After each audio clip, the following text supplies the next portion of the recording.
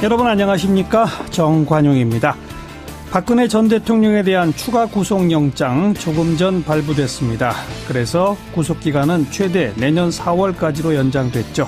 자, 이 추가 구속영장 발부 어떻게 봐야 할지, 또 여야 간의 뜨거운 논란이죠. 적폐청산 문제, 이분은 어떻게 보고 있을지 오래간만에 정의당 심상정 의원과의 인터뷰 준비했고요. 7시 5분 시작되는 2부에서는 보수 통합에 지금 급물살을 타고 있습니다. 바른정당의 상당수 의원들이 당을 뛰쳐나갈 기세인데 통합하죠. 바른정당 황영철 의원의 이야기 들어보겠고요. 추가 구속영장 발부된 박근혜 전 대통령의 재판, 앞으로의 쟁점은 무엇인지 국회 탄핵소추위원이었죠. 더불어민주당 금태섭 의원의 설명을 들어보겠습니다. 그리고 한 주간의 언론 미디어 동향 정리해드리는 미디어 포커스까지 2부 시간에 준비합니다. 잠깐 광고 듣고 시작하죠.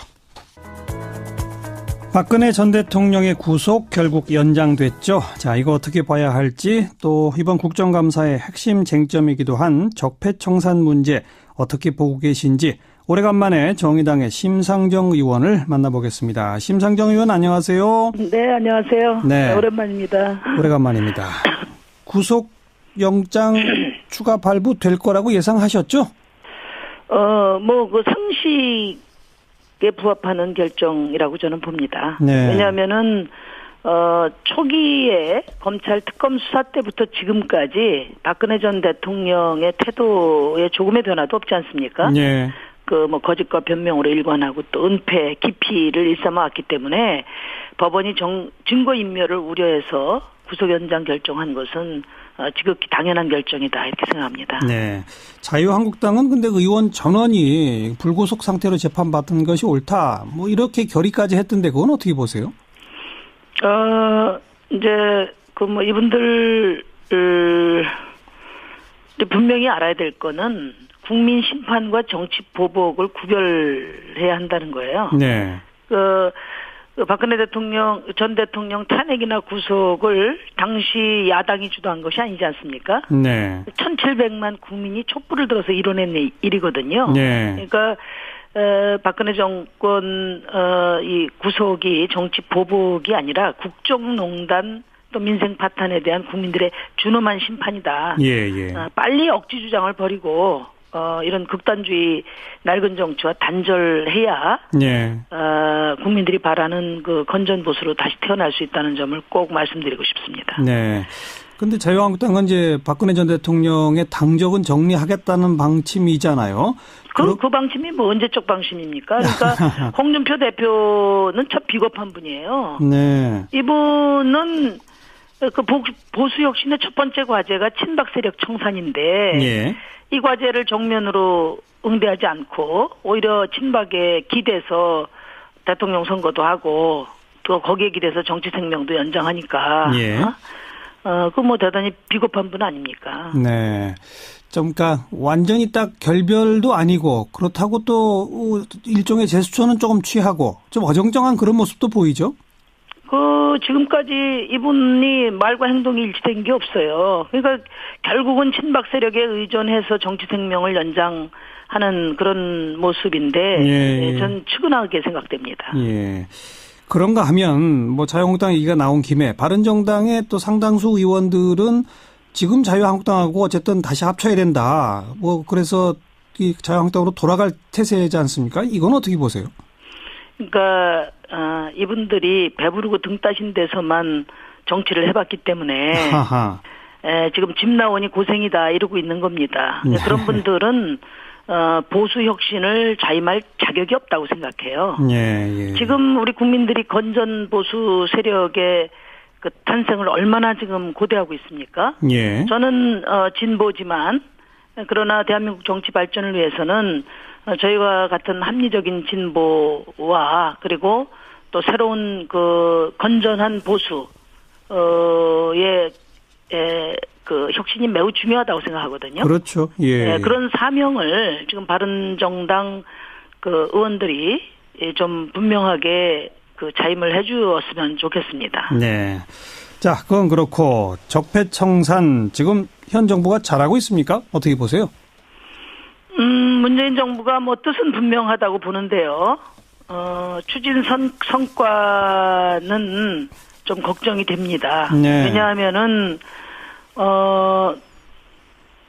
지금 적폐청산이 되려면은 국회의 협력을 얻어야 되는데, 예. 그래서 여소야대 전국에서 국정 운영의 리더십을 어떻게 확보할 거냐가 지난 대선에서도 중요한 쟁점이었어요. 물론이죠. 그런데 지금 문재인 정부가 이런 여소야대 전국에 대한 대책은 지금 없는 게 아니냐. 네. 그러다 보니까 실질적인 야당들과의 협력 방안을 마련하지 못하고, 예. 그러니까 대통령 지지율 관리에 더 신경을 쓸 수밖에 없는 그런 상황이 아닌가. 네. 이렇게 걱정이 됩니다. 그럼 여소야대 전국의 대책은 어떻게 했어야 옳다고 보세요? 아니면 지금이라도 어떻게 해야 옳다고 보세요? 저는 늘 말씀을 드렸는데요. 지난 대선 때 여소야대 전국에서 개혁의 동력을 확보하기 위해서는 이제 새로운 다당제 하에서 현대적인 연합 정치가 도모될 필요가 있다. 이런 말씀을 드렸어요. 네. 적어도 자유한국당을 제외한 나머지 세력들을 과감하게 연정의 테이블로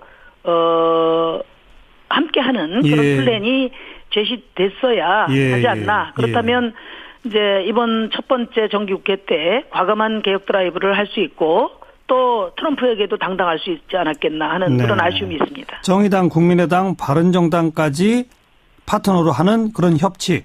저는 최대한 연대의 폭을 넓혀서 좀 과감한 추동력을 확보하는 것이 국민이 원하는 개혁에 다가가는 길이 아니가 이렇게 생각합니다. 그런데 왜 그렇게 안 했다고 보십니까? 그건 제가 할 도리가 없죠. 또 나름대로 계획이 있을 것으로 봅니다. 문재인 정부에서 밝힌 것처럼 1년 동안 단독으로 하고 또 개헌이나 이런 제도 개선을 통해서 연정을 모색해 보겠다 이런 말씀도 저도 들었는데요. 지금 이제 민주당이 집권 여당인데 여당에게 좀 하고 싶은 얘기는 이제는 과거와 같은 양당 체제로 다시 돌아가지 않습니다. 바른정당이 다시 합칠 수도 있고 또 어떤 변화가 있을 수 있지만 그런 양상과는 달리 본질적으로 양당 체제의 회귀는 없다. 그렇기 때문에 과거의 양당 체제에 익숙한 관행 그 방식으로 정치를 하셔서는 안 되고 새로운 변화를 끌어안는 그런 적극적인 그런 연합 정치에 대한 모델을 고민해 보시라 하는 말씀을 드립니다. 방금 개헌을 언급하셨기 때문에 개헌에 대해서 정의당, 국민의당, 바른정당 등은 상당히 적극적이고 더불어민주당도 일단 대통령의 공약사항이고 하니까 긍정적인 입장인데 자유한국당 홍준표 대표가 이건 지방선거 후에 해야 한다는 식의 태도를 보였어요. 그건 어떻게 해석하십니까? 그분은 지금 그냥 무조건 억지를 부리시지 않습니까? 예를 들면 선거제도 개혁 문제도 제가 자유한국당의 수도권이나 또 TK 아닌 지역의 의원들을 만나봤는데 그분들은 굉장히 지금 선거제도 개혁에 대해서 관심이 높단 말이에요. 그래서 홍준표 대표의 말이 자유한국당 전체 의견이다 이렇게 보기는 좀 무리라고 저는 보고요. 어쨌든 이제 지금 이제 문재인 정부가 개헌과 특히 선거제도 개혁을 중심으로 새로운 협치의 가능성을 적극적으로 안내해야 된다 하는 말씀을 드립니다. 알겠고요. 어제 세월호 사고 대통령에 대한 첫 보고 시점이 몇 개월 후에 30분 뒤로 조작됐다. 이런 발표가 있었지 않습니까? 이건 어떻게 해석하십니까? 참사에 대한 무능무책임을 넘어서 완전 범죄 시도라고 볼 수밖에 없지 않습니까? 그러니까 이제 저는 이번에 이제 박근혜 전 대통령에 대한 구속 연장과 관련해서 일각에서 어떤 정치적인 해량 같은 것을 이제 발했는데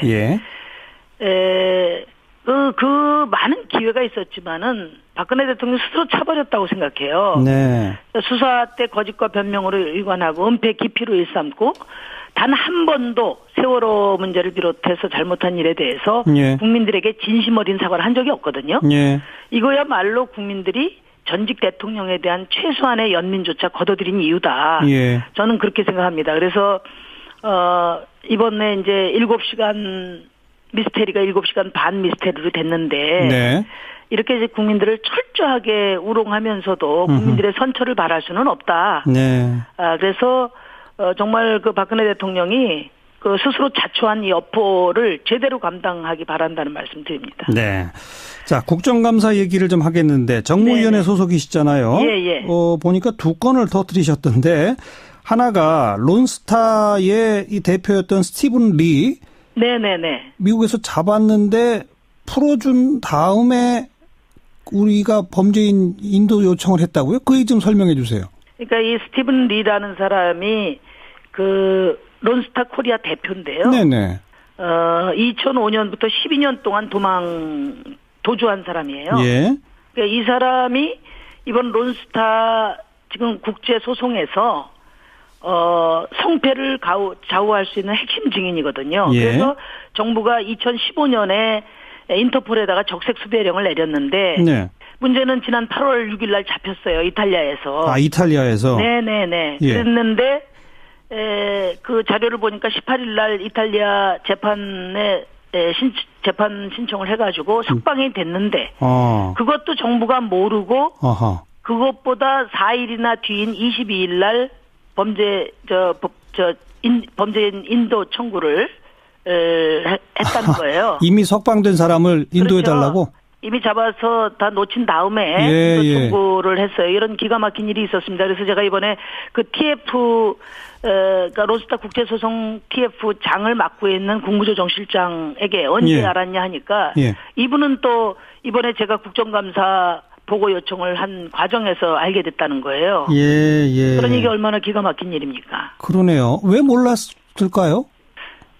정부가 인터폴에 적색 수배를 요청한 건 우리 정부지 않습니까? 그러니까 이게요, 지금까지 제가 이 론스타 문제가 왜 중요하냐면, 이 소송가액만 5조 천이거든요. 네네. 그러니까 이게 세 가지 그 혐의로 돼 있는데, 이 한 가지만 잘못돼도 조 단위의 돈을 우리가 세금으로 물어내야 된단 말이에요. 그렇죠. 그러니까 매우 중요한 거죠. 예. 그러니까 아마 우리 국민들이 그 기억을 하실지 모르지만, 다 기억하시겠죠. IMF 경제위기 때 당시 부실기업 정리를 위해서 국민의 혈세가 169조가 투입됐거든요. 예. 그중에 한 50조는 증발되고 누구 주머니에 가 있는지 몰라요. 예. 그걸 우리 국민들이 지금 매년 3, 4조씩 세금으로 메꾸고 있어요. 예. 앞으로도 계속 메꿔야 돼요. 그렇죠. 그러니까 김대중 대통령께서는 당시에 2년 만에 IMF 졸업선언을 하셨지만은 예. 우리 국민들은 아직도 지금 IMF 경제 위기를 벗어나지 못하고 있는 그렇죠. 상황이거든요. 예. 그 핵심적인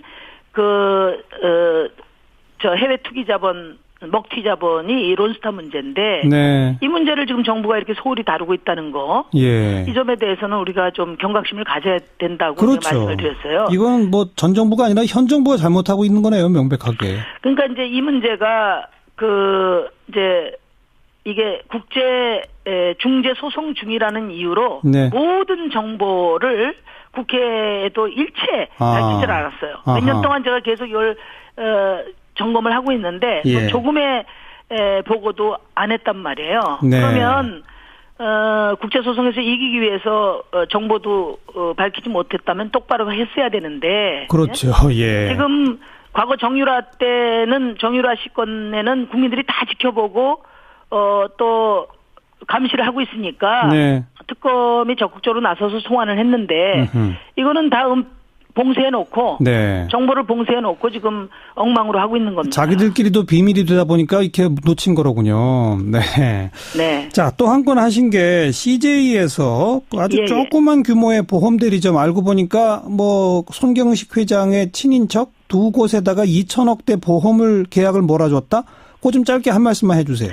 그러니까 이제 일감 몰아주기가 그동안에 큰 문제가 됐지 않습니까? 네. 근데 일감 몰아주기에 대해서 많은 제도적인 개선이 있었는데 예. 이 재벌들의 일감 몰아주기가 뛰는 놈이 나는 놈이라고 예. 새로운 유형으로 계속 발전하는 겁니다. 보험 몰아주기로. 예, 그러니까 CJ가 삼성화재에 한 2천억, 2,300억 정도 그 몰아주었는데 네. 그 중간에 예. 아무 실질적인 역할도 없는 보험 대리점을 한 2개 띄워서 띄워가지고 그 수수료를 얼마 챙긴 거예요?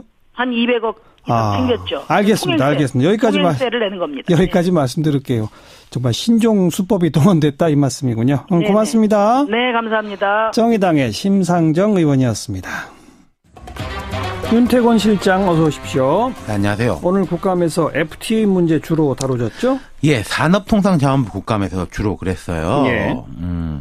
통상교섭본부에 대해 질의가 집중되는데 이슈는 두 가지입니다. 사드 관련해서 중국하고 우리 경제 마찰이 있잖아요. 예. 그리고 한미 FTA, 또 재협상 수순이지 않습니까? 예, 이 두 예. 가지. 예. 둘 다 뭐 안보 문제랑 관련되는 거고요. 그렇죠. 예. 일단 이제 중국 먼저 말씀드리자면은 의원들은 주로 왜 좀 중국이 강하게 대처하지 않느냐 우리가. WTO 제소 이런 거. 그렇죠. 예. 뭐 사드에 대해서 우리의 내부의 이제 뭐 판단의 문제인데 이걸로 자기들이 보복하는 게 맞냐. 정유섭 의원 같은 경우에는 정부가 7개월 전에 WTO의 한중 FTA 조항이 위배될 수 있다는 내용의 법무법인 법률 검토 결과를 받았는데 WTO 제소를 하지 않았다. 예. 이렇게 지적했어요. 예. 이 이야기는 사실 꽤 나온 겁니다. 그렇죠. 정부에서 이걸 만지작거리고 있었거든요. 예. 여기에 대해서 김현종 통상교섭본부장이 뭐라고 대답을 했느냐. 한중 통화 수합 연장 등의 사안을 감안해서 일단 제소를 미룬 것이며 여전히 WTO 제소는 대응 수단의 하나로 유효하다. 예. 답했어요. 한중 통화 수합 연장 합의가 그렇죠. 어제 이루어졌죠. 예, 3년 연장이 됐지 그동안에는 않습니까? 협상 중이었으니까 네. 협상에 혹시 악영향을 미칠까 봐 조금 미뤘다.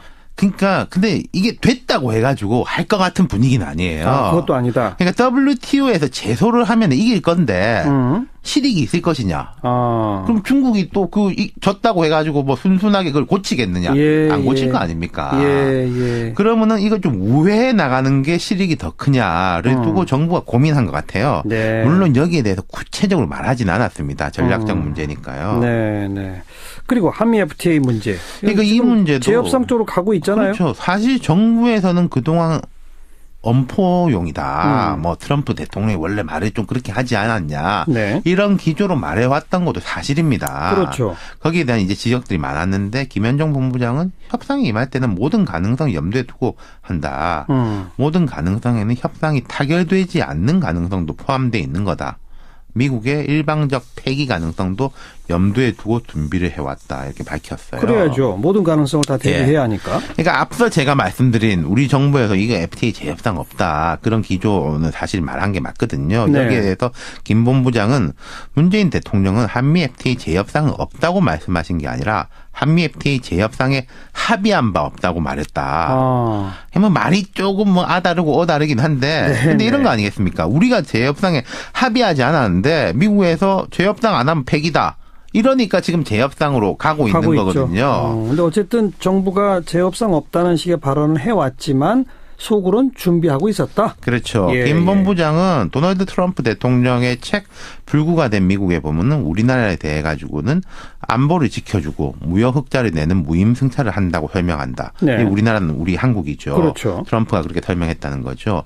미 행정부가 한미 FTA를 어떻게 생각하는지 알 수 있는 것이다. 트럼프 행정부는 TPP를 철회했고 환태평양 그 경제공동체. 예. 그리고 엊그제 유네스코 탈퇴했지 않습니까? 예. 우리가 충분히 간파했었다. 이렇게 말을 했어요. 그러니까 한미 FTA를 폐기할 가능성도 간파했었다. 예, 그러니까 밖으로 말하는 거하고 별개로 속으로는 준비가 있었다. 뭐 이런 거죠. 예.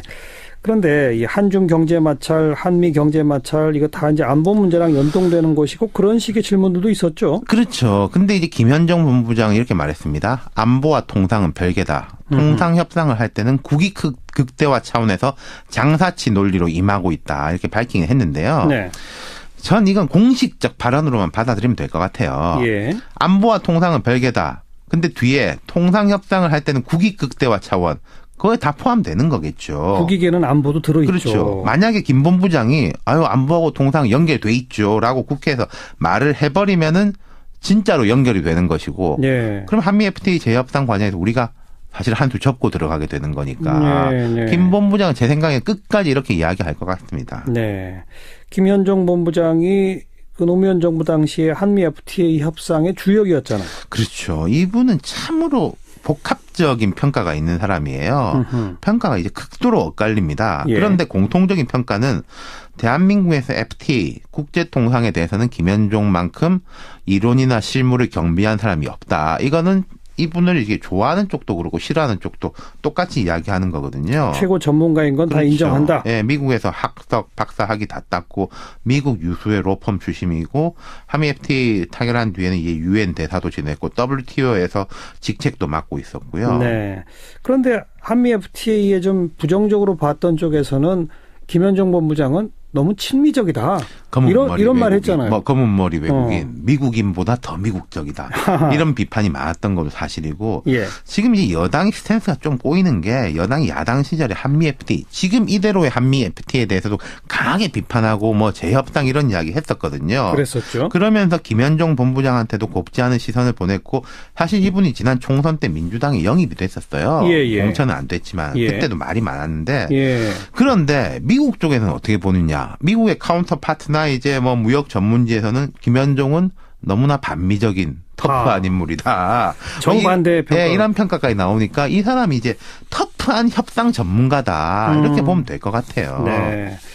그러니까 그런 복합적인 면 때문에 이번 정부에서도 통상교섭본부장을 시킨 거 아니겠습니까? 그렇죠. 청와대 신임이 매우 두터운 것으로 알려져 있습니다. 네. 어쨌든 한미 FTA 재협상, 미국과 무역 문제 등은 김현종 본부장이 진두지휘할 거예요. 그럼요. 근데 이제 우리 여론을 보면은 보수적인 쪽에서는 아유 이러다가 한미 FTA도 깨지면 어떡하냐. 뭐 내심 미국에 좀 양보를 하더라도 지켜야 된다 이런 것이고 진보적인 쪽에서는 이 기회에 한미 FTA 독소조항 다 고치고 뭐 진보적으로 고쳐야 된다. 네. 안 되면 폐기하자. 이렇게 정반대 주문을 하고 있거든요. 네. 그렇기 때문에 제 생각에는 한미 FTA 협상이 어떤 쪽으로 귀결되든지 김 본부장은 운명적으로 한쪽에서 세게 욕을 먹을 수밖에 없는 인물이에요. 어느 한쪽에선. 그렇죠. 근데 이분의 또 특성이 그런 것에 대해서 전혀 개의치 않는 인물이거든요. 욕을 할 테면 해라. 그렇죠. 나는 뭐 내 소신으로 해가지고 간다. 그래서 이분과 이제 한미 FTA 또 한중 경제 마찰에 대해서는 좀 관심 있게 보면 좋을 것 같습니다. 네. 근데 제가 볼 때는 재협상 기간도 오래 걸리고 큰 변화 있기 어려울 거예요. 그래서 우리의 내부의 또 전략 중에 하나는 좀 시간 끌기 쭉 가자. 뭐 이런 것도 하나 있는 것 같아요. 오늘 여기까지 수고하셨습니다. 감사합니다. 윤태권 실장이었습니다. 1부 마치고요. 7시 5분 2부에 다시 옵니다.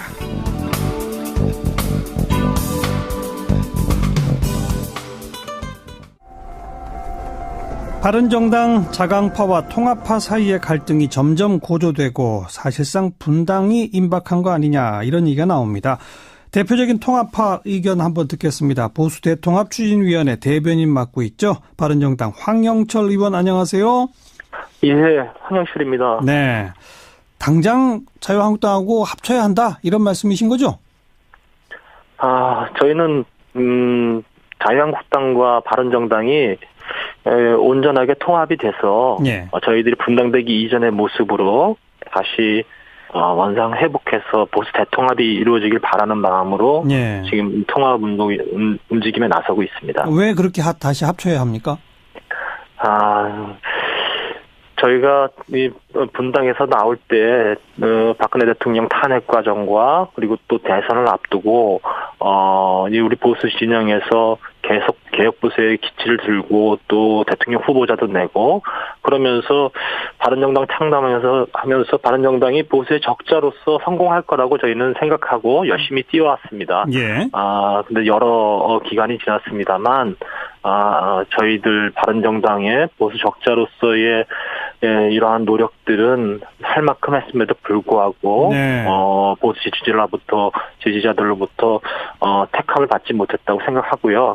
이런 시점에서 보수가 이렇게 분열된 채로 그냥 남아 있어서는 안 된다는 많은 통합의 요구들이 있는 상황이고요. 그래서 저희들은 이제 다시 우리가 합쳐서 보수 재건의 과정들을 통한 새로운 시도를 해야 되겠다 이렇게 생각하고 통합 움직임에 나서고 있습니다. 그러니까 바른정당의 실험은 실패했다 이렇게 보시는 거예요? 예, 저는 그렇게 생각합니다. 그런데 지금 오늘 이제 박근혜 전 대통령 구속영장이 추가 발부되지 않았습니까? 네네. 거기에 대해서도 바른정당까지도 다 당연하다라는 반응인데 자유한국당은 이건 오히려 사법부가 정치권의 압력에 굴복했다는 식의 다른 태도를 보이거든요. 이건 분명히 차이가 있는 거 아닙니까? 저희도 통합을 해서 하나의 보수 진영으로서 가야 된다는 생각을 하고 그렇게 하고 있습니다만 저희들이 통합한다고 모든 것이 다 같은 길을 걷게 될 거라고 생각하진 않아요. 같은 생각을 갖게 될 거라고 생각하진 않고요.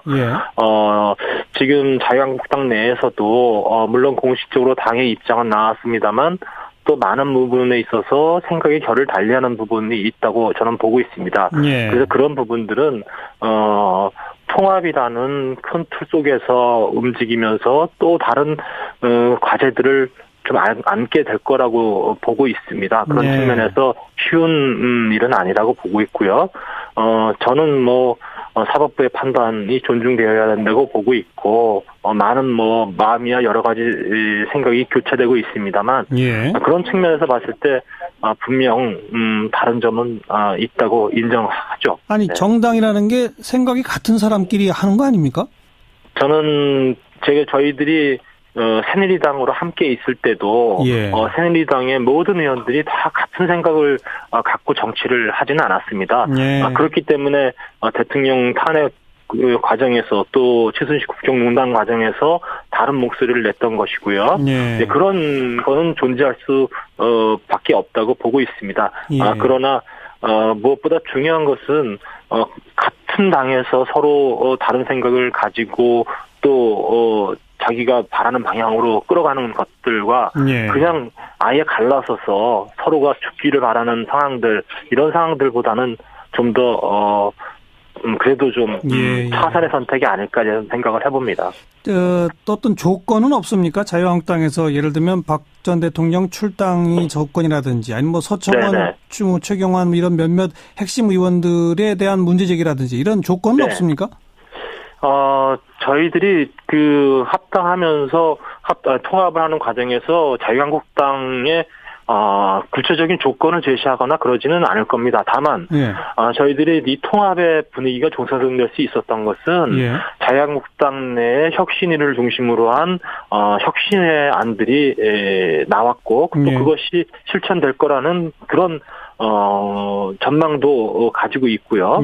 또 하나는 홍준표 대표가 지금까지는 저희 바른정당에 대해서 굉장히 혹독한 표현을 하고 흡수통합 등등 이렇게 좀 낮은 표현을 했습니다만 최근에 와서 당대당 통합이라든지 이런 전향적인 목소리를 내고 있기 때문에 통합의 조건이라든가 통합의 분위기를 위한 서로의 의지가 많이 좀 모아지고 있는 상황이다 이렇게 보고 있어요. 그래서 구체적인 조건을 저희가 걸지는 않지만 그런 조건이 잘 이행될 거라고 보고 있고요. 저희들이 통합 추진위를 구성하고 또 통합 과정들을 밟아가는 과정 속에서 그런 일들이 저는 개인적으로 신속하게 이루어지기를 진심으로 바라고 있습니다. 바른정당 의원이 20명인데 통합 쪽이 지금 몇 명입니까? 정확하게 말씀드릴 수는 없죠. 의원님들이 또 어떤 생각을 하실지 모르겠습니다만 공교롭게도 한 반반 정도로 나뉘어지는 것 같습니다. 반반. 그렇다면 당대당 통합은 안 되는 거잖아요. 나머지 반은 계속 당을 유지하겠다는 거니까.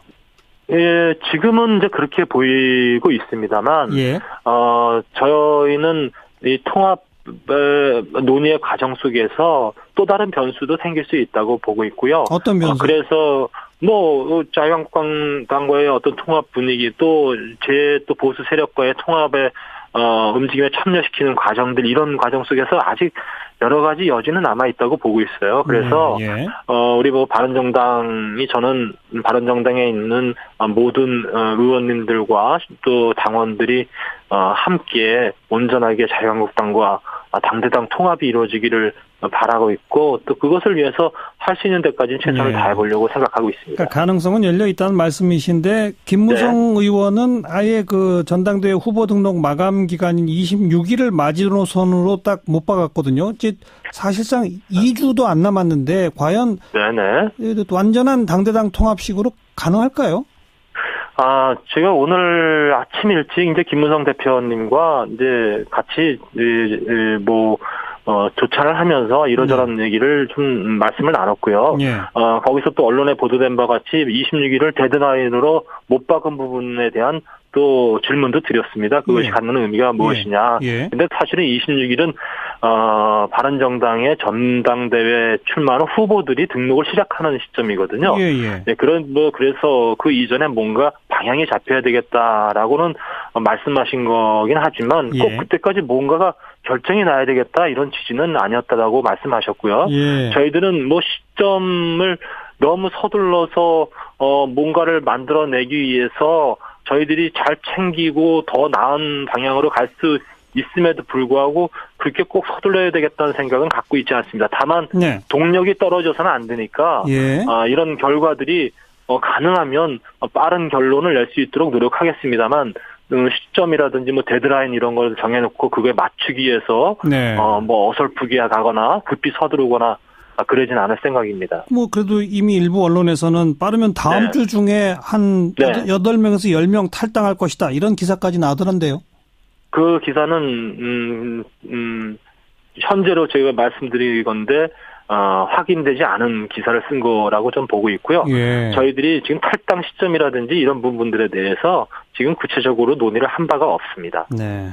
그런데 리얼미터가 그 TBS 라디오 의뢰로 지난 11일 성인 남녀 506명 상대로 설문조사했더니 바른정당과 자유한국당 통합에는 반대가 62.9%, 찬성이 22.5%, 반대가 압도적으로 높거든요. 이 여론은 어떻게 보세요?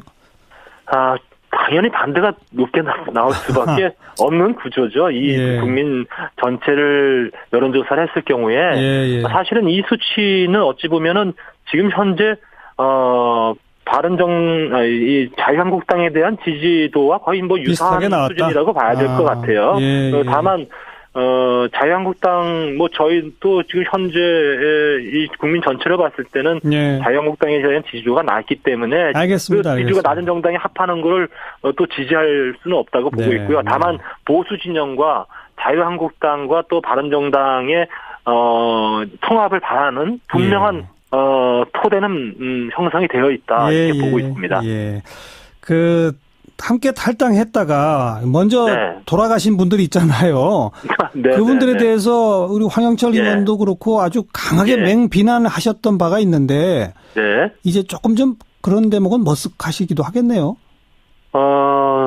물론 이제 제가 지난번에 함께 그 탈당 대열에 이제 섰다가 제가 번복을 했습니다만 제가 그분들에 대해서 개인적으로 그분들의 입장을 비난하거나 그러진 않았어요. 다만 제가 남아있는 이유에 대해서는 제가 분명히 말씀드렸습니다. 고민의 깊이가 깊지 않았고 그리고 바른정당의 성공을 위해서 할 일이 남아있다라는 그런 말씀을 드렸고요. 이제 그 기간이 상당히 지났고 제 고민의 정도도 이제는 할 만큼 했다고 생각하고요. 그래서 내린 결정입니다. 지금도 저는 제가 바른정당의 통합하러 있습니다만 자강파 의원들에 대해서 뜻이 다르다고 해서 꼭 비난하거나 그럴 생각 없고요. 우리들이 서로 삿대질할 일도 아니라고 생각합니다. 네, 여기까지 듣겠습니다. 고맙습니다. 감사합니다. 네, 황영철 의원이었습니다. 박근혜 전 대통령 구속기간 연장되었죠. 자, 앞으로의 재판 쟁점 등등 좀 살펴보겠습니다. 국회 법사위 여당 간사죠. 더불어민주당 금태섭 의원, 안녕하세요. 안녕하십니까. 네. 법원이 구속영장을 발부한 핵심 이유는 증거인멸 우려가 있다, 이거였나요? 예, 그렇게 보입니다. 이 사건, 이것이 화제가 되기는 했는데요. 어떻게 보면 당연하고 합리적인 결정을 내린 것인데요. 구속의 구속 상태 유지를 결정하는 것은 증거인멸의 우려와 도주의 우려입니다. 그런데 박근혜 전 대통령은 지금 국정농단 사건에서 가장 최상층에 위치하고 있고, 이 공범들이 거의 대부분 이제 공무원이라든가 이렇게 됐기 때문에, 이 석방될 경우에는 뭐 증거인멸을 할 가능성이 높고요. 증인을 회유한다거나 예. 실제로 얼마 전에 어저께 이 공적인 문서가 조작된 것도 밝혀졌지 않습니까? 세월호와 관련해서. 네. 그리고 이 사건과 관련해서 법원에서 3차례 불출석한 적도 있고 네. 또 증인으로 나가라는 요구를 받았을 때도 거부를 했고 네. 그리고 몇 차례에 걸쳐서 탄핵 국면에서도 특검에 출석하겠다. 헌재에 나가겠다 이렇게 말을 했다가 안 나갔죠. 다 어겼기 때문에 이 구속영장 발부 기준에서 볼 때는 당연히 구속의 결정이 내려질 수밖에 없다고 생각을 합니다. 네. 지금 재판이 어느 정도까지 와 있는 겁니까? 지금 상당 부분에 대해서는 심리가 끝났는데요. 네. 워낙 사건이 복잡하고 방대하기 때문에 네. 아직도 심리할 것이 많고 제가 보기에는 최소한 한 11월, 12월까지는 가야 가닥이 잡히지 않을까 싶습니다. 그럼 1심 선고일은 내년으로 넘어가는 겁니까?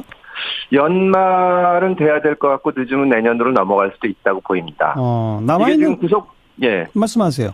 예, 구속 기간이 연장됐다고 비판하시는 분들이 있는데 예. 사실 우리나라가 그 역사적 배경 때문에 좀 특수한 경우고 거의 모든 나라에서 재판 중일 때는 구속 기간 제한이 없습니다. 예. 피고인이 더 심리를 받고 싶다거나 재판을 좀 더 신중하게 해달라 그러면 그건 얼마든지 해줘야 되기 때문에 예, 기간이 늘어질 수도 있습니다. 예. 남아있는 재판에서의 가장 큰 쟁점은 그럼 뭐가 남아있습니까? 일단 여러 가지가 남아있는데 가장 중요한 것은 뇌물죄에 대해서 대가성이 과연 성립이 할 것이냐. 네. 그것이 역시 가장 중요한 쟁점이라고 생각을 합니다. 예. 이재용 삼성전자 부회장은 이미 1심 판결이 났고 이제 2심 재판 시작하지 않았습니까? 예, 그렇습니다. 오늘 박 전 대통령에 대한 구속영장 추가 발부가 이재용 부회장에 대한 2심 재판에도 영향을 미치나요? 양쪽의 재판이 서로 영향을 미칠 텐데요. 서로 뇌물을 주고받은 것이기 때문에 구속을 결정하는 것은 증거인멸 우려와 도주의 우려지만 혐의가 입증이 안 되면 당연히 석방이 되게 됩니다. 그렇죠. 그런데 박근혜 대통령의 경우에 구속 기간이 연장이 됐고 또 이재용 전 부회장의 경우에는 1심에서 유죄 선고가 났기 때문에 양쪽에서 서로 혐의를 보강한다고 말씀드릴 수가 있습니다. 예. 알겠고요. 자, 오늘 법사위 국감 얘기를 좀 해볼 텐데, 김희수 헌법재판관의 헌재 소장 권한 대행, 이거에 대해서 지금 야당들이 비판하고 있지 않습니까? 이거 어떻게 보세요? 야당에서는 이제 대통령이 김희수 헌법재판 체제를 임기가 끝나는 내년 9월까지 그대로 가져가고, 이 소장을 임명하지 않으려는 꼼수가 아니냐, 이런 의심을 가지고 오늘 파행을 시킨 건데요. 사실은 전혀 그런 입장을 발표한 적이 없고, 다만 이제 김희수 권한대행이 한번 국회 동의 절차가 있다가 부결이 됐기 때문에 그렇죠. 그것이 9월입니다. 그래서 아직 새로운 분을 지명할 만큼 시기가 안 돼서 당연히 이제 적법하게 재판관의 지위는 유지하고 있고 권한대행의 직위를 유지하고 있기 때문에 어떻게 보면 파행시킬 이유가 전혀 없는 것인데요. 오늘 야당 의원들이 오해를 했는지 사실에 근거하지 않은 주장을 하면서 파행을 시켰는데 말씀하신 내용들을 보면은 김진태 의원의 경우에는 헌재를 이 기회에 없애버려야 된다. 그런 말씀까지 하셨는데 그렇다면 이 권한대행의 문제가 아니라 말하자면 헌재가 지난 겨울에 이 탄핵 결정을 한 거에 대해서 어떤 불이익을 주려는 의도가 있는 것이 아닌가. 저희는 그렇게도 받아들이고 있습니다. 그런데 어쨌든 국회에서 표결을 했고 부결시키지 않았습니까? 예, 그렇습니다. 부결된 바로 그 당사자를 권한대행으로 계속 둔다라고 하는 것은 입법부에 대한 무시다. 이건 논리적으로 말이 되는 거 아닌가요? 아니, 그렇기 때문에 부결이 됐기 때문에 당연히 새로운 후보자를 빨리 지명을 해야 됩니다. 그것이 단기간이라서 그런데 만약에 권한대행을 바꾸게 되면 그 절차를 거치면서 또 지명 절차가 오히려 늦어지니까요. 저희가 보기에는 워낙 단기간이라서 그대로 가는 것입니다. 그러면 남아있는 한 자리의 헌법재판관을 신임 헌법재판소장 후보로 해가지고 대통령이 임명 제청할 거다 이건가요? 그렇게 될 수도 있고 아니면 새로운 자리에 재판관을 임명을 하면서 김희수 재판관을 제외한 나머지 7분과 새로 임명되는 분 중에 한 분을 소장으로 지명을 하실 겁니다. 그러니까 한 명 추가로 인준하는 지명하는 그 시점까지만 권한대행을 하는 거다. 그 시점을 즈음해서 그 소장 지명을 하실 테니까요. 예. 근데 다만 문제는 이게 19대 때는 지금 자유한국당 쪽에 계신 의원이 법안을 냈고, 예. 20대에 와서는 저희 쪽에 이춘석 의원이 냈는데, 예. 헌재 소장으로 지명됐을 때 임기가 얼마나 되는지가 현재 법상은 좀 불분명합니다. 그래요. 사실 그 부분을 좀 정리를 해서, 예. 대통령이 새로 소장으로 임명을 해서 국회 동의를 거치면 6년간의 임기가 보장이 되는 법이 빨리 통과가 돼야 예. 이런 혼란이 없이 또 지명이 적절하게 이루어질 수 있을 것으로 보입니다. 그런데 어쨌든 그 법 통과는 되더라도 정기국회 막바지나 될 테니까 그 이전에라도 예. 재판관 나머지 한 분은 지명을 할 것이고 그때까지만 권한대행을 하는 것이다. 이게 지금 정부의 입장인 겁니까? 아니요. 저희는 하여튼 빨리 하려고 하는데 지난번에 김희수 후보를 지명했을 때도 야당에서 문제가 삼은 것이 네. 김희수 재판관 같은 경우에 재판관 임기가 1년여밖에 안 남았기 때문에 예. 그러면 소장을 1년 하고 다음에 또 소장을 뽑을 테니까 대통령이 여러 번 권한을 행사하지 않냐. 예. 그리고 재판관들이 소장이 되고 싶어서 대통령 눈치를 보게 되지 않냐. 예. 이런 논리를 펴셨거든요. 그렇죠. 사실은 저희는 좀 빨리 법이 통과가 되면 그런 비판을 받을 염려가 없이 빨리 되기 때문에 예. 국회도 입법을 빨리 서둘러야 되고 대통령 입장에서도 신임 소장의 지명을 미룰 이유는 전혀 없다고 보입니다. 그 자녀 임기에 관계없이 소장으로 지명하면 새로 6년이 되는 여기에 대해서는 자유한국당도 찬성인가요? 19대 때 그런 내용의 법안을 자유한국당 김진태 의원님이 발의를 하셨었습니다. 그런데 지금 당론이 어떤지는 좀 더 봐야 되겠다. 예, 그러니까 그건 협의를 거치면 여야 어느 쪽에도 불리하거나 유리한 게 없습니다. 네, 여기까지 말씀드릴게요. 고맙습니다. 예, 감사합니다. 더불어민주당 금태섭 의원이었습니다. 사운드 오브 뉴스 시간입니다. 김민아 기자 어서 오십시오. 안녕하세요. 오늘 첫 번째 뉴스요. 이 방송통신위원회 국정감사 아주 시끄럽게 진행이 됐는데요. 이 현장 소리를 한번 들어보시겠습니다. 자, 위원장이란 분한테 하나 더 여쭙겠습니다. 지난 8월 4일 언론노조 MBC 본부 측 인사들 만난 적 있습니까? 저에 대한 호칭이 저를 지칭하는 것 같지 않아서 답변 안 하겠습니다. 그럼 제가 이호성 씨라고 하면 답변하시겠습니까? 위원장님, 사퇴하실 의향 없으십니까? 사퇴할 의사는 없습니다. 손석희하고 나머지 기자들이 나와서 정인대 써야 될 거 아니에요? 도둑질하다가 들킨 사람들이 경찰 보고 큰 소리 치는 거랑 똑같은 거예요. 부끄러운 줄 아세요, 좀 부끄러운 줄. 네. 위원장이란 분, 이런 호칭도 나오고, 이호성 씨, 이런 얘기도 나오고, 주로 자유한국당 의원들의 목소리였죠? 그렇습니다. 아주 격렬하게 반발을 쭉 했는데요. 오늘 시작부터 신경전이 아주 치열했습니다. 자유한국당 의원들이 노트북에 이호성은 사퇴하라, 이렇게 쓴 종이 쭉 붙이고 나오기도 했고요. 이 국감장 앞에서 언론노조 MBC 본부 노조원들이 침묵 시위를 했는데, 이것에 대해서도 자유한국당은 국회 경내에서 불법 집회를 하고 있다, 이러면서 반발을 했습니다. 예. 자유한국당 김성태 의원의 경우에는 이호성 방통위원장이 이른바 5대 비리에 모두 포함되는 인물이다 이렇게 규정을 하면서 위원장으로 인정 안 하겠다면서 적폐위원장 이런 호칭으로 부르기도 했는데요. 예. 이제 오해가 있으실까 봐 말씀드리는데 이 김성태 의원은 바른정당 갔다가 돌아온 그분하고는 다른 사람이고요. 이 성대 행정학과 교수 출신의 비례대표 초선 의원입니다. 예. 또 대한애국당이라는 당의 조원진 의원은 감사를 할 이유가 없다라면서 증인선서 끝나고 퇴장하는 그런 일도 있었습니다. 네. 이렇게 강하게 반발하는 핵심 이유가 어떤 거죠? 문재인 정권의 공영방송 정상화가 사실은 과거 정권의 방송장악과 똑같은 것이고 이호성 방통위원장이 그 선봉에 선 사람이다라는 거죠. 예. 이 자유한국당은 방통위가 MBC의 부당노동 행위 등을 파악한다는 명분으로 MBC의 대주주이자 관리감독기구인 방송문화진흥회에 개입을 해서 이사와 이사장을 교체를 하고 결국 김장겸 사장 체제를 무너뜨리려고 한다. 이런 주장을 하고 있습니다. 네. 그리고 최근에 구여권 성향의 KBS 및 박문진 이사 일부가 사퇴하는 일도 있었는데 이것도 이제 음모다라는 게 이들이 쭉 하고 있는 주장이죠. 그러니까 한쪽에선 공영방송 정상화라고 말하고 한쪽에선 야당에선 방송 장악이라고 말하고 그런 거죠. 그렇습니다. 이게 매번 정권 바뀔 때마다 있었던 일이었고요.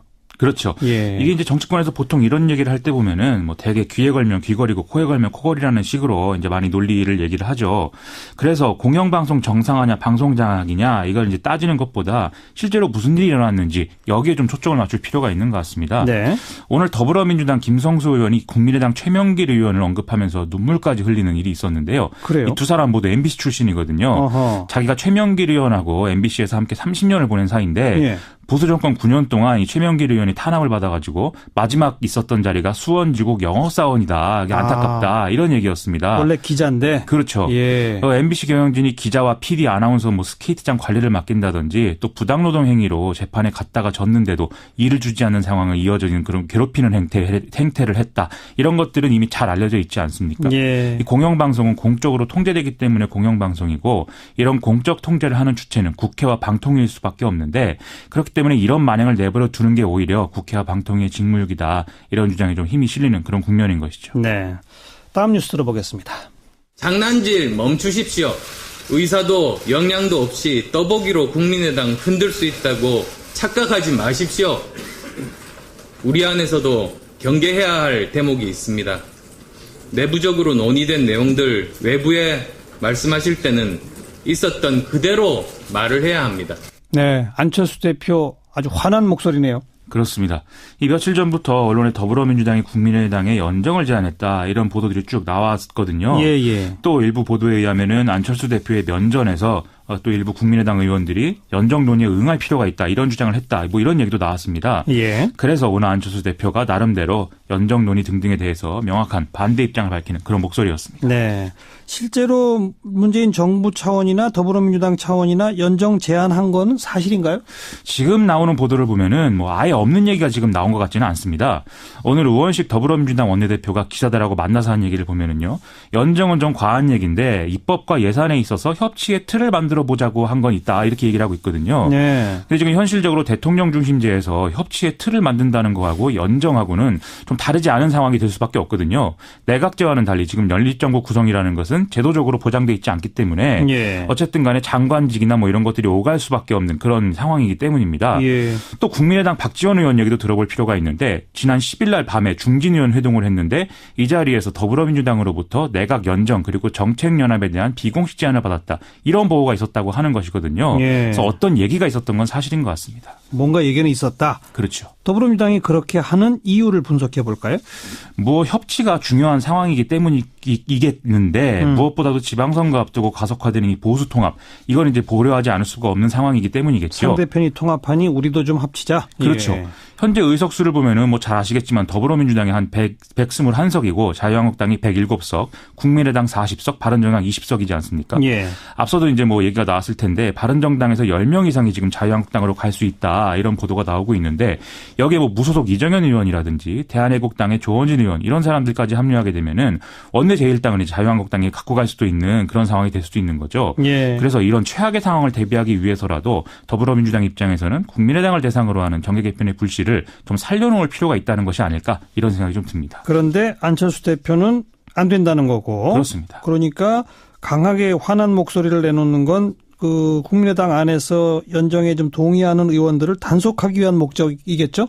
그렇죠. 지금 자기 당 소속 의원들을 향한 경고성 멘트 이것도 방금 들으신 것처럼 메시지에 포함이 되어 있는데요. 네. 실제 박지원 의원 같은 경우에는 뭐 더불어민주당의 연정이나 통합 논의를 아예 거부할 건 아니다 이런 얘기를 뭐 그제 했는데 오늘 안철수 대표 발언 나오고 나서는 좀 입장을 바꾸는 그런 모습이었습니다. 네. 그런데 좀 묘한 뉘앙스도 같이 있는 것 같아서 이건 좀 지켜봐야 될 것 같습니다. 어떤 뉘앙스요? 박지원 의원이 오늘 새벽에 페이스북에 올린 글을 보면은 연정과 정책연합 제의는 지금 뭐 흡수 통합으로 비칠 수 있고 지방선거 앞두고 혼선이 극심해질 수 있고 또 국감 초점도 흐려질 수 있다 이렇게 주장을 했는데요. 네. 그러면서 자신은 DJP 연합정권 구성과 유지, 파기 경험을 갖고 있다면서 대통령의 의사가 가장 중요하다. 총선 민의대로 3당제로 국민의 뜻 존중해라 이렇게 이제 주장을 하고 있습니다. 네. 이 DJP 연합이라는 건 김대중 전 대통령의 상당한 양보로 실현이 됐던 건데 김종필 자민련 총재가 국무총리 맡고 경제 5부처 장관의 임명권을 또 갖기로 하고 그리고 내각제 개헌까지 약속하는 이런 것이 있지 않았겠습니까? 그랬었죠. 이 DJP 연합은 내각제 개헌 무산 그리고 대북 정책에 대한 의견 차이 이것 때문에 붕괴가 됐는데 이 바로 앞서서 있었던 이 2000년 16대 공천에서 양당의 연합 공천이 무산이 돼서 자민련이 쪼그라드는 그런 상황이었던 거거든요. 예. 결국 총리직 그리고 정확한 내각 임명권 보장, 뭐 개헌, 지방선거 국면에서의 선거 연합 이걸 다 테이블 위에 놓자 뭐 이런 메시지로 보일 수 있기 때문에 좀 미묘하다는 것이죠. 예. 그럼 정치는 생물이라고 하니까 가능성이 좀 지금은 낮은 것 같은데 지켜볼 필요 있는 것 같습니다. 네, 다음 뉴스요. 아직까지 너무 꿈만 같습니다. 일단은 지인들 천천히 알아가면서 천천히 그 죄를 밝혀받겠습니다. 어제도 기도했고요. 제가 대신 영원히 지옥에서 불타겠습니다. 그거는 확실하고요. 9월 5일에 제 아내의 죽음 자살에 대해서 좀 진실을 밝혀주십시오. 누구 목소리입니까? 이제 그 이른바 어금니 아빠 사건의 범인 이형학이 이제 뭐 경찰 수사 끝나고 검찰에 송치가 되면서 언론에 공개가 돼서 하는 말이었는데요. 네. 기자들이 여러 가지 질문을 했는데 죄송하다 이런 말을 반복을 했고요. 아내가 죽은 뒤에 약에 취해 있었고 한동안 제정신이 아니었다 이렇게 말했습니다. 이 대목은 이제 심신미약 뭐 이런 주장을 하려는 거 아니냐 이런 좀 추측이 가능할 것 같고요. 들으신 대로 뭐 자기 아내 자살의 진실을 밝혀달라 이런 주장도 했는데 좀 엉뚱한 얘기로 지금 받아들여지고 있습니다. 범행 동기, 범행 과정 대부분 밝혀졌어요. 근데 경찰의 초동 수사가 실패했다는 얘기도 동시에 나오죠? 그렇습니다. 피해자에게 수면제 먹이고 성추행하다가 반항하니까 살해했다라는 건데 이 과정에 만 하루가 걸렸다는 거 아니겠습니까? 경찰이 시간을 허비해서 범행을 막지 못했다 이 지적이 나올 수밖에 없죠. 그렇죠. 애초 경찰은 단순 가출로 이 사건을 판단해서 좀 안이하게 대처한 측면이 있어 보이는데요. 피해자와 이형학의 딸이 만나기로 했다 이 사실을 파악을 못했었다가 나중에 이제 파악을 했다는 거거든요. 아하. 또 이형학이 배우자의 자살 사건 등으로 내사를 받고 있었다라는 사실도 이 실종 수사팀은 파악을 하지 못한 상태였다. 이런 정황도 같이 있습니다. 또 지금 업무 처리 규칙 등을 보면은 이런 일이 발생했을 경우에 관할 경찰서장에게 보고가 돼야 되는데 그 보고도 이제 나흘 뒤에야 받았다고 하니까 이 규정 위반 가능성도 지금 있는 거죠. 네. 이것도 꼭 점검을 해봐야 되겠네요. 그렇습니다. 수고하셨습니다. 고맙습니다. 김민아 기자였습니다. 한 주간 언론계 동향 정리해보는 미디어 포커스 시간입니다. 민주언론시민연합 김원경 사무처장 어서 오세요. 안녕하세요. 먼저 KBS, MBC 상황부터 정리하겠는데 네. KBS에서 구 여권 추천 이사 1명 사퇴했죠? 네네. 김경민 이사가 사퇴했습니다. 지난 11일 수요일에 KBS 구여권 이사였던 김경민 한양대학교 교수가 방송통신위원회에 사퇴서를 제출했습니다. 네. 김 이사가 방통위에 밝힌 사퇴의 변은요. 일신상의 이유였다고 합니다. 그리고 언론 인터뷰에서는 후학을 위해 학교 일에 전념하겠다라고 발언했습니다. 공영방송의 다수 이사, 즉 구여권 이사가 사퇴한 것은 지난달 7일 방송문화진흥회 유희선 이사에 이어서 두 번째입니다. 거기가 이제 MBC 쪽이죠. 네네. 그동안 방문진은 구 여권 추천 이사가 6명, 구 야권 추천 이사가 3명. 6대3. 6대3. 그리고 KBS 이사회는 구 여권 추천이 7명, 구 야권 추천이 4명으로 구성되어 있었습니다. 여기는 7대4. 네. 여당 추천 이사가 만약에 한 명씩 더 사퇴하게 된다면 KBS, MBC 모두 여권 추천 이사들이 더 많아지는 구조로 변화할 수 있게 됩니다. 지금 양쪽에서 한 명씩 사퇴했으니까 구조가 5대4, 6대5. 그렇죠. 이런 식으로 변할 수 있게 된 거네요. 그러니까 지금 여권 쪽에서 그 사퇴한 자리를 한 명씩 추천할 수 있으니까. 근데 한 명만 더 사퇴하면 역전된다. 이런 이유로 이 문제에 대해서 일부 언론은 매우 흥분한 목소리로 구 여권 이사를 노조와 정부 인사들이 압박해서 강제로 사퇴시켰다고 주장하고 있기도 합니다. 이에 대해서는 잠시 후에 보도 비평에서 다시 한번 말씀드리겠습니다. 그리고 KBS 노조 쪽에서 박근혜 정부의 KBS 장악과 관련해서 새로운 정황을 또 취재해서 보도했더라고요. 어떤 굉장히 내용이죠? 충격적인 내용인데요. 지난 7월 문재인 정부 청와대가 발견해서 이른바 청와대 캐비닛 문건이라는 것이 있었죠. 여기에 청와대 수석 비서관 회의 메모가 있었다고 합니다. 근데 전국 언론노조 KBS 본부가 이 메모 중에서 KBS와 관련된 일부 내용을 입수했고요. 이를 새노조 파업뉴스로 보도했습니다.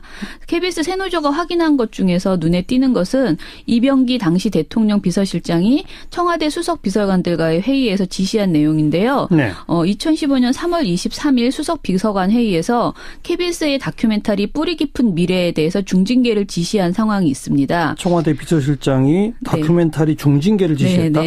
이병기 비서실장은 2월 초 KBS에서 방영된 뿌리 깊은 미래는 건국 가치를 부정하고 역사를 왜곡하는 내용이다. KBS가 어떻게 이런 다큐를 제작할 수 있나. 방송통신심의위원회에서 제재가 필요하다라고 지시했습니다.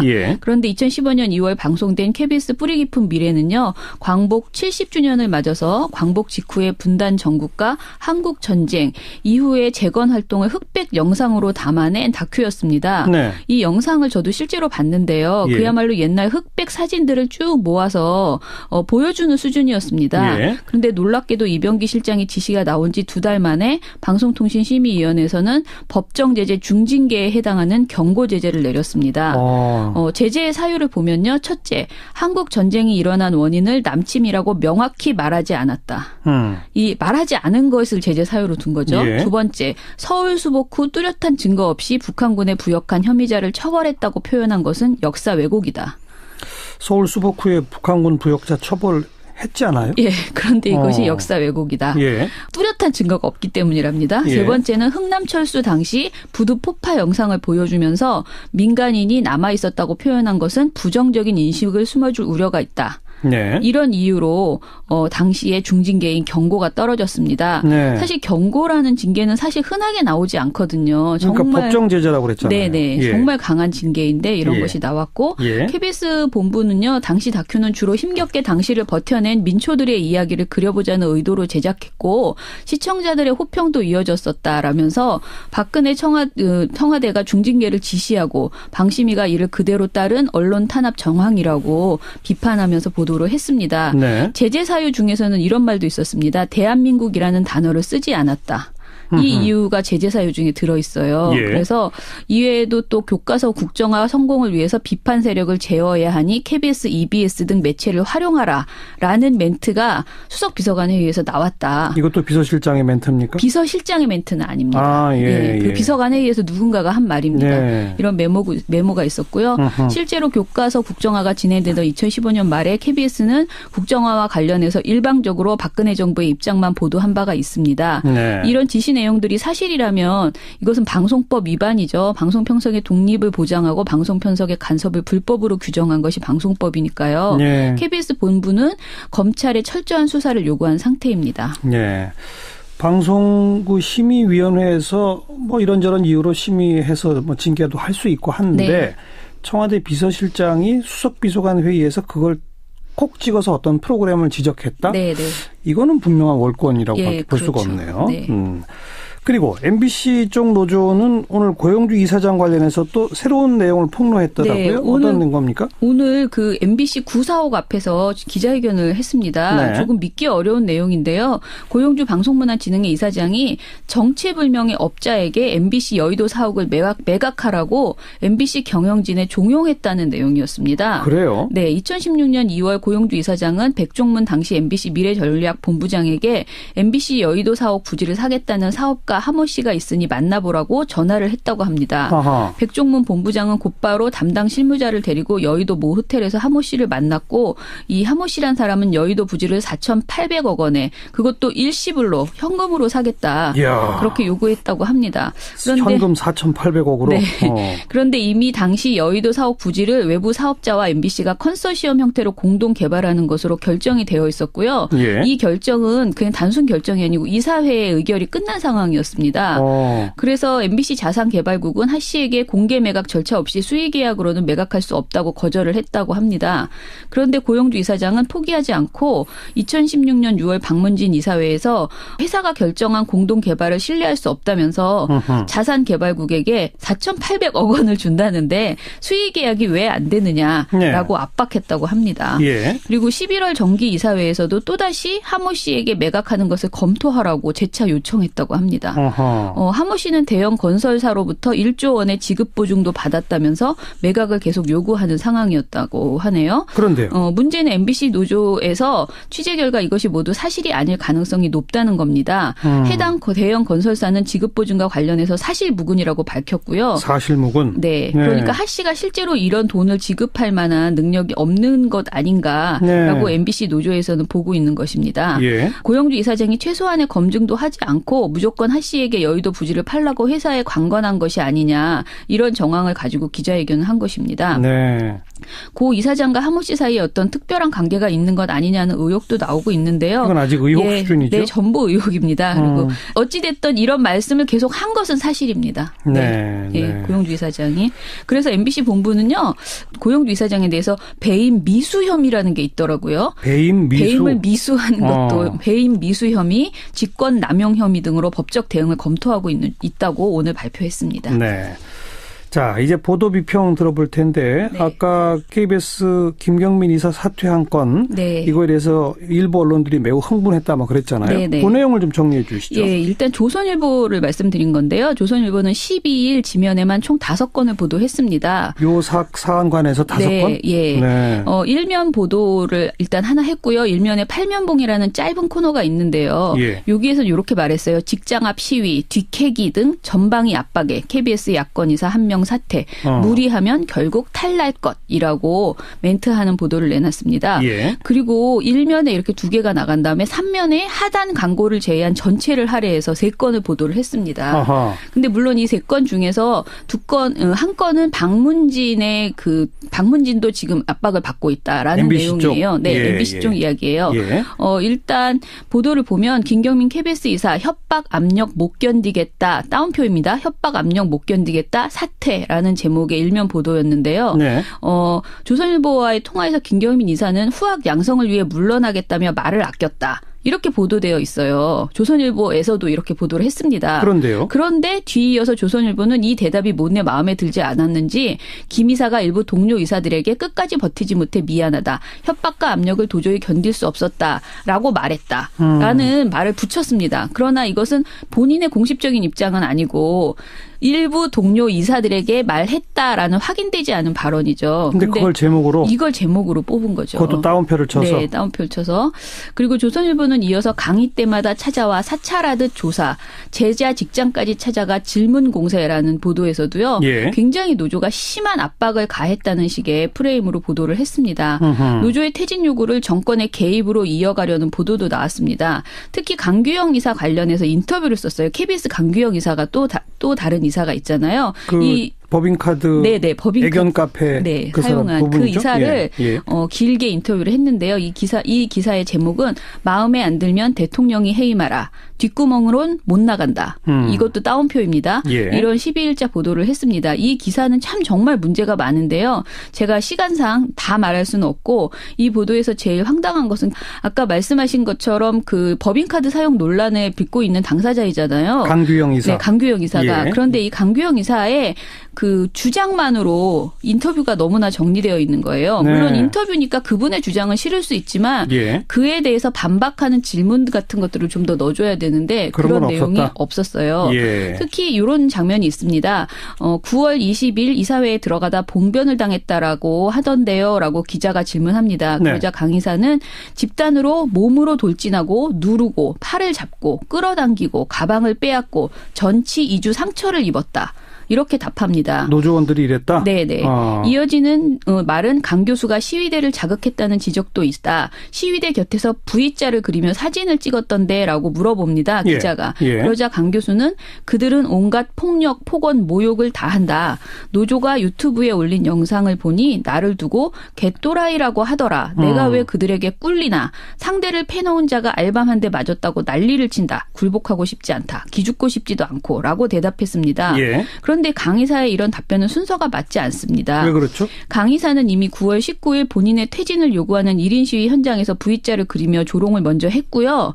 이에 다음 날 피해 당사자가 당시 상황을 증언하면서 강 이사의 행태에 대해서 일베 또라이 같다라고 묘사했습니다. 예. 그러니까 순서가 맞지 않는 것이죠. 예. 그리고 20일 당했다는 봉병 역시 이사회 해체를 요구하는 시위대 사이에서 강 이사는 시위대를 조롱하듯이 하면서 지나갔습니다. 그리고 결정적인 것은요. 당시의 상황을 KBS 본부와 그 사측이 모두 동시에 촬영을 해뒀다고 합니다. 동영상이 있어요. 네. 예. 그런데 어디에도 강 이사가 폭행당한 장면이 없다고 하고요. 없어요? 예. 심지어 11일 열린 임시이사회에서 강 이사 본인이 폭행 장면이라면서 화면에 재생한 당시 촬영 영상에서조차도 주장을 뒷받칠 만한 모습이 전혀 나오지 않았다고 합니다. 아니 본인이 폭행당한 장면이라고 보여줬는데 폭행당한 장면이 없었다는 거예요. 예. 오히려 강 이사 본인이 사퇴를 요구하며 구호를 외치는 조합원들 앞에서 팔뚝질을 하고 홍위병 짓을 대체 왜 하느냐라고 조롱하고 비난하는 이런 장면이 보였을 뿐입니다. 네. 예, 그런데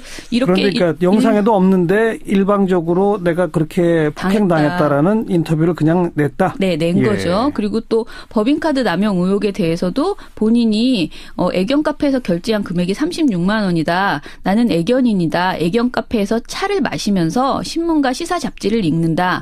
이것만 법인카드로 결제했다라고 말합니다. 예. 그리고 뭐 다른 변명도 했는데요. 이제 본인이 시사와 신문 잡지를 읽는 것은 KBS 이사로서의 행위다라고 주장한 것이잖아요. 예. 그런데 이것만 이렇게 보도를 이제 변명을 담아줬습니다. 예. 하지만 KBS 새노조에서 발표한 내용은요. 이것 말고 의혹이 훨씬 더 많습니다. 그때 왜 애견 행사 뒤풀이 그렇죠. 식사값 네. 자기가 미리 가니까 이 카드로 계산하고 주고 간 이런 것도 주고 있었잖아요. 갔어요. 그리고 실제로 그 영수증까지 있고요. 그러니까 뒤풀이 식사를 그 법인카드로 한 것, 그리고 주말 공휴일 백화점 및 해외 면세점에서 사용한 것, 공영 관람기관 및 공공기관 사용료 등을 사용한 내역 등이 드러나 있는데 이것에 대한 변명은 전혀 싫지 않고요. 그렇다면 질문이라도 해야 되는데 이런 질문도 없었다는 점이 매우 편향적이었다라고 생각이 됩니다. 네.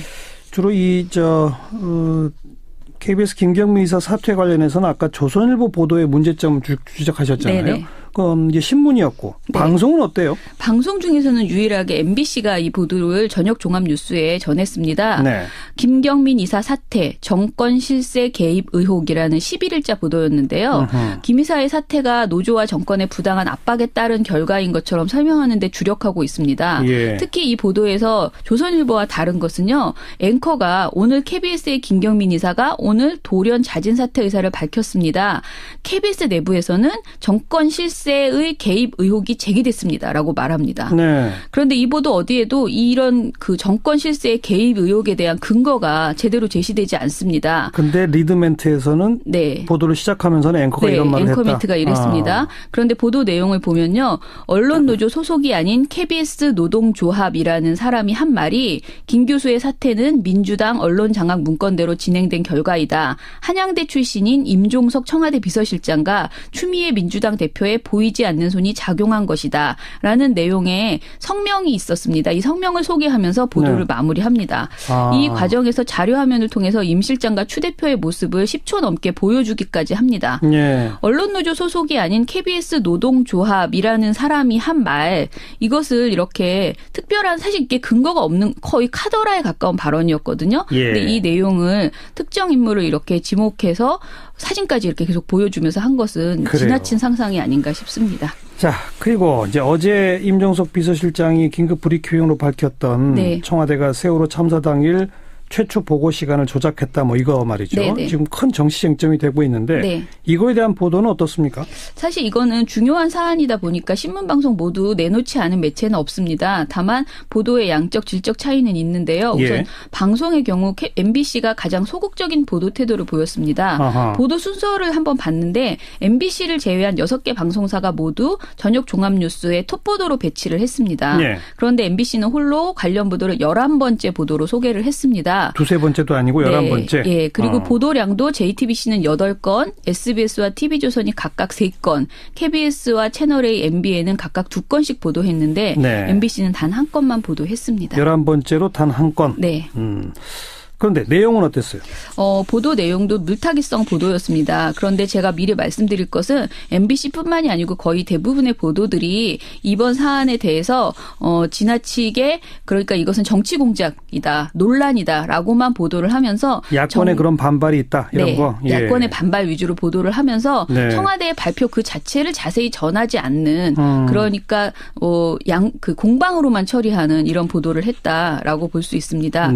MBC는 세월호 보고 일지 사후 조작 의혹이라는 보도에서요.